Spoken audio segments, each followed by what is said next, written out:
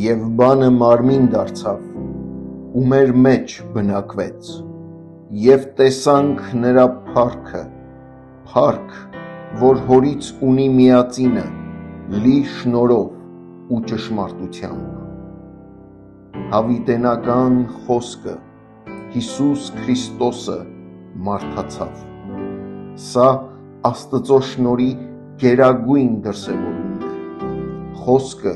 որ Աստծո հետ էր և Աստված էր, մտավ իր իսկ ստեղծած աշխարհը,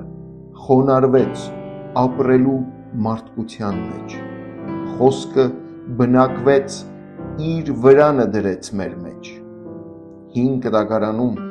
Աստծո ներկայությունը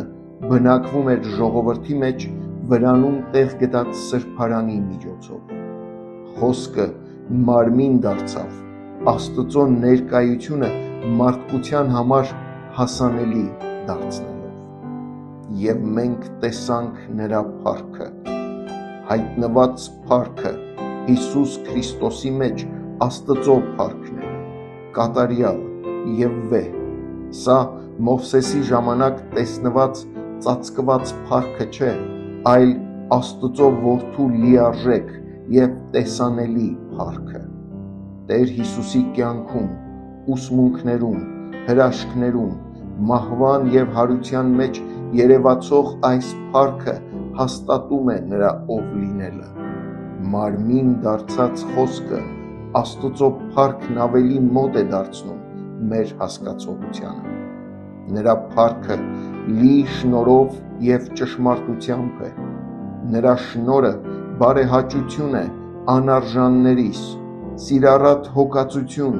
մեղավորներիս։ Նրա ճշմարտությունը բացարձակ է և անփոփոխ, Աստծո կամքի վերջնական դրսևորմամբ։ Հիսուսի մեջ շնորհն ու ճշմարտությունը կատարյալ հավասարակշռված են և ամբողջովին բացահայտված։ Այս շնորհն հասանելի եղավ մեզ խաչի վրա ինքնազոհ մահվան միջոցով։ Հիսուս Քրիստոսը Աստծո շնորհի վերջնական և ամբողջական իրականացումն է, ով բերում է փրկություն իր մահվամբ և հարությամբ։ Իսկ նրա ճշմարտությունը հասանելի է նրա ուսմունքներում, պատվիրաններում և մեղքի ու մահվան նկատմամբ նրա հաղթանակով։ Տեր Հիսուս, թող քո շնորհը ձևավորի իմ կյանքը և քո ճշմարտությունը